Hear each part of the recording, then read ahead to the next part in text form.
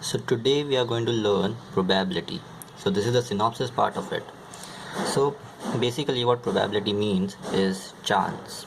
The simple meaning of probability,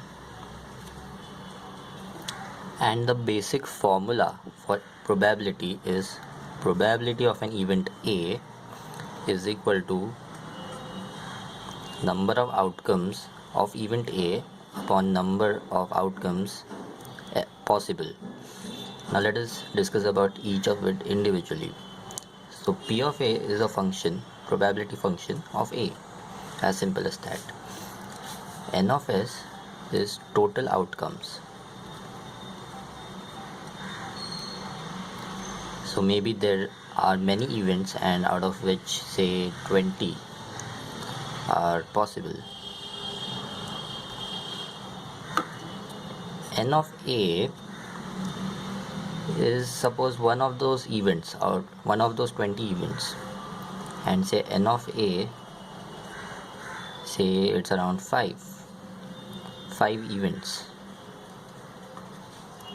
So you see N of A is a subset.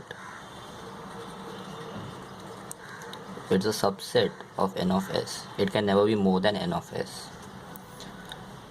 So by that logic, P of A will be equal to 5 by 20, that is 1 by 4, which means out of total events, the possibility that event A will occur is a quarter, 1 by 4, that is 0.25.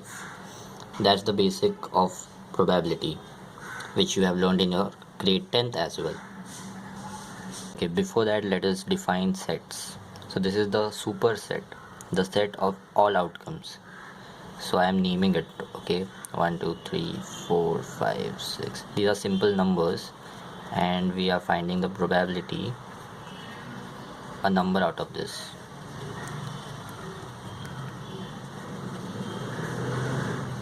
Okay, now the first kind of event is mutually exclusive. Now the word exclusive means different. So I will be having two subsets, say 1 2 3. Now if A and B have to be mutually exclusive, then they should have different elements. So they can have say 5 6 8. It should be different. Not a single element should be same or common between the two. So that is first type of event. Second type of event is exhaustive events.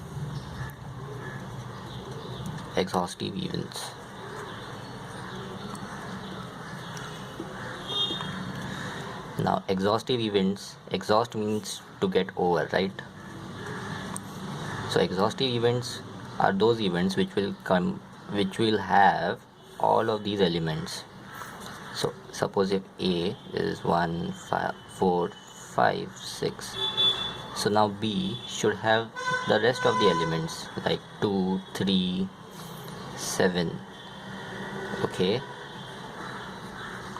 now if you observe, we have all these elements, and even 8, we have all these elements in both of these sets. So A and B are mutually exhaustive. Now in exhaustive sets, you can repeat the elements. So even this can have 1, even this can have 4, but when you add them, when you take union of A and B, it should give you subset, it should give you the superset S. Then next is complementary events. Now complementary is the same as exhaustive. The difference is you can't have common elements. So if A is 1 2 3, then B has to be the rest, like in exhaustive. B has to be 4 5 6 7 8, but B can't have elements of A and A can't have elements of B. So A union B has to be S, but A intersection B should be a null set. Let's talk about some common examples that are used in your sums, some basic ones to begin with. And of course, the first one that comes to our mind is toss or coin problems. Now we know that a coin has a head and a tail. Now let us discuss this event. Now let us say that first we are tossing one coin, only one coin. So now the probability that it will be either heads or it will be tails. Okay, so if I had to write this in sets, so the complete superset containing all events would be h comma t. Now suppose my event is a, which says I should get a head, so n of a will be 1 because the outcome heads occurs only once. So probability that it will be a head will be n of a upon n of s 1 by 2. N of a is 1 and the complete n of s, the complete set, is 2, a simple one to begin with. Then second comes that we toss 2 coins. Now in this case, the superset S containing all events will be heads heads.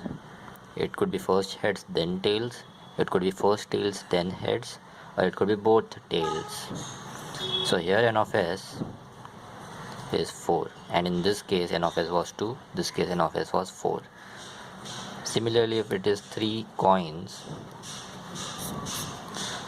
then s will be now first h, then again h, then again h. It will be h, then t, then h. It could be h, then t, then t. Next, it could be t, then h, then h. It could be t, then h, then again t. It could be t, t, and h. It could be all three as t's.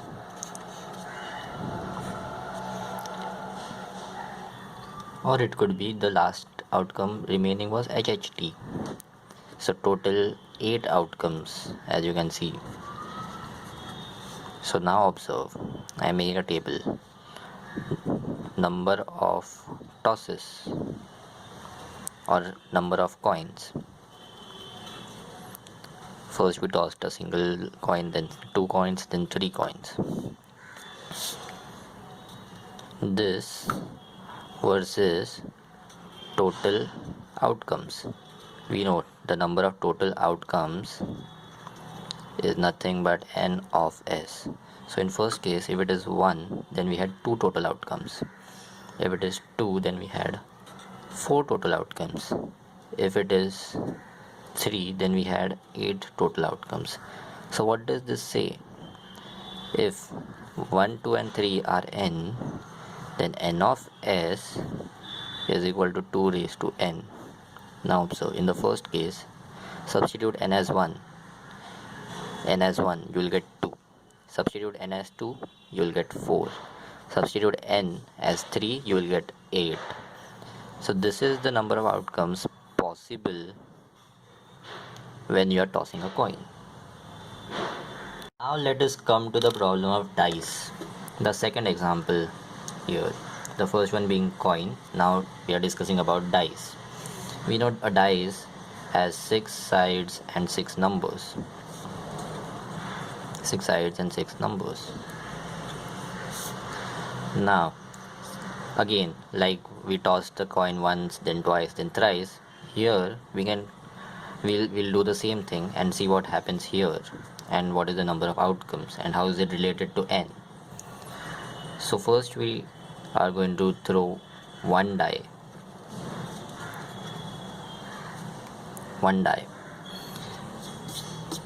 When we throw one die, the number of outcomes is of course 6 because it will be either of the numbers. So that is our set. So n of s in this case was 6. When we throw 2 dice, we'll have 36 outcomes. It will be 1, 1, 1 comma 2 up to 1 comma 6.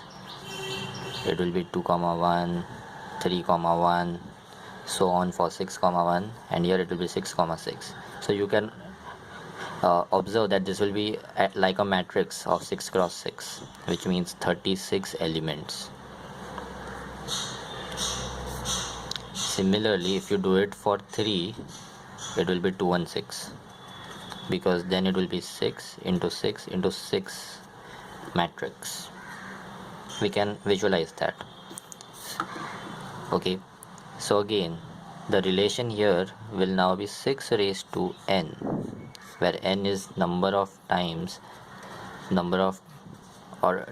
we threw the dice, or number of dice that we use.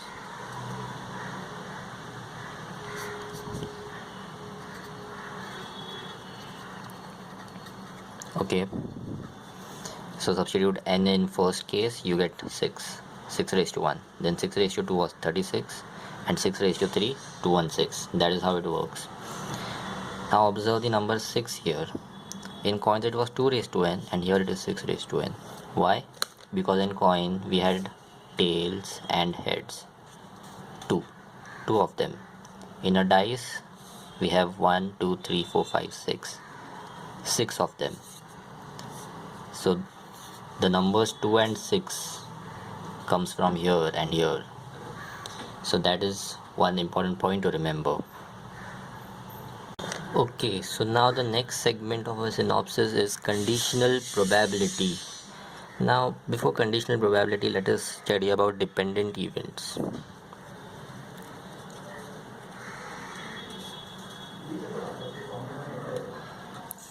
Dependent events.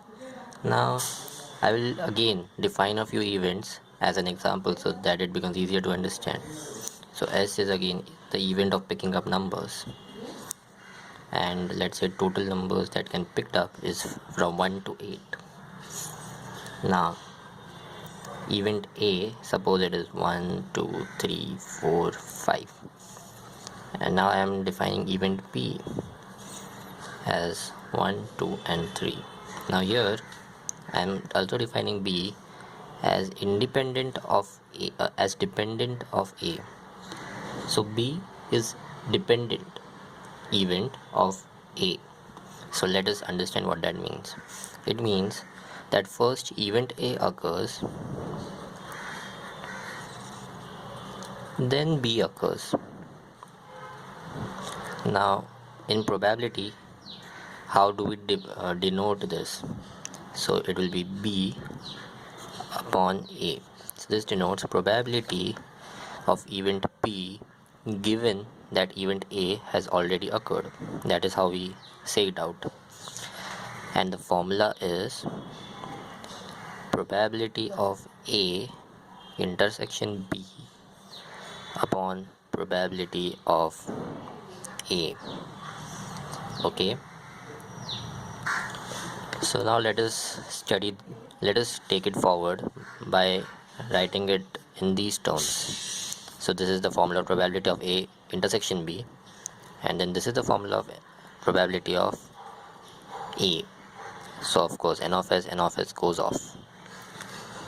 So probability of B given that A has already occurred is equal to n of A intersection B upon n of A.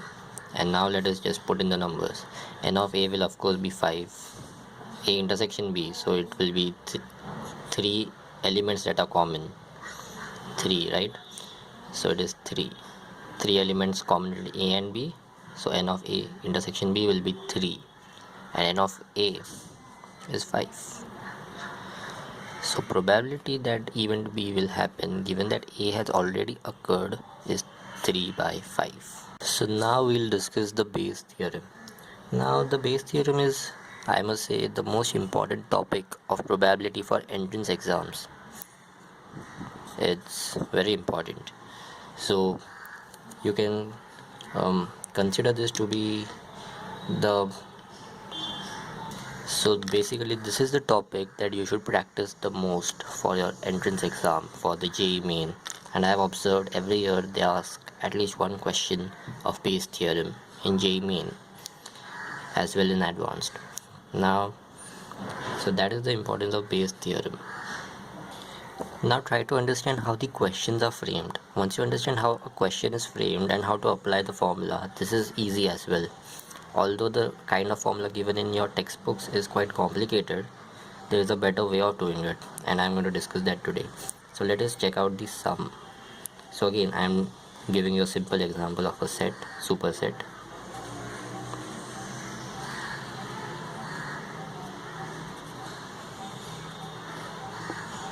Okay,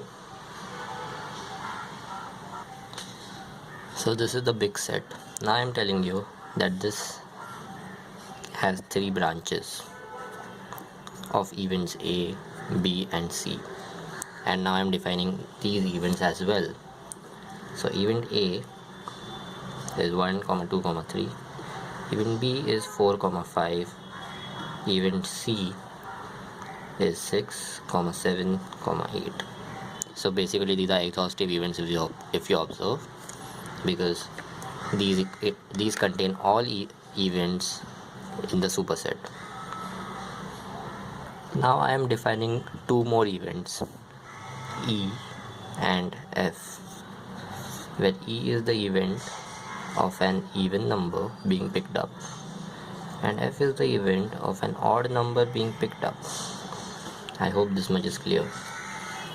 So now A has some even numbers and some odd numbers. F is for odd. E and F again, and even C has even and odd numbers. So this is the structure of the problem. So you can see, we can say that E is a dependent event of A, F is a dependent event of A, and so on. So that is important to understand the structure of the events. Now understand the type of question that they will ask you, and that is how you understand or detect that this is a Bayes theorem problem. So they will ask you, given that even number is picked up out of all this setup, given that even number is picked up,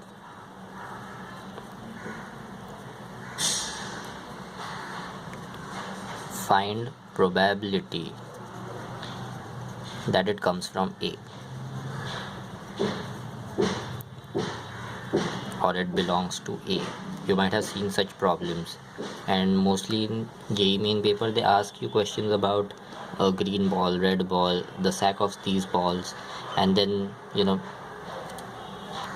so it's observed that such kind of questions do come, especially in this format. So now what they are basically asking us is probability of event A occurring given that E has already occurred, right? Because see, the question is given that even number is picked up, even number has occurred, the event E has occurred, then what is the probability of A? So probability of A given that E has occurred. So the basic formula is, now this formula may be different than your textbooks because your textbook has a much more complicated formula, but I would suggest follow this formula, and it says probability of E given that A has occurred, the opposite of this, into probability of A upon total probability of E. This is the basic formula.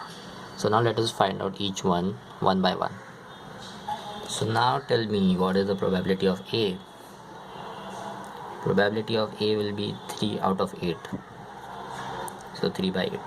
Now the question doesn't ask, but let us just for practice determine B and C as well. B will be 2 by 8 and C will be again 3 out of 8.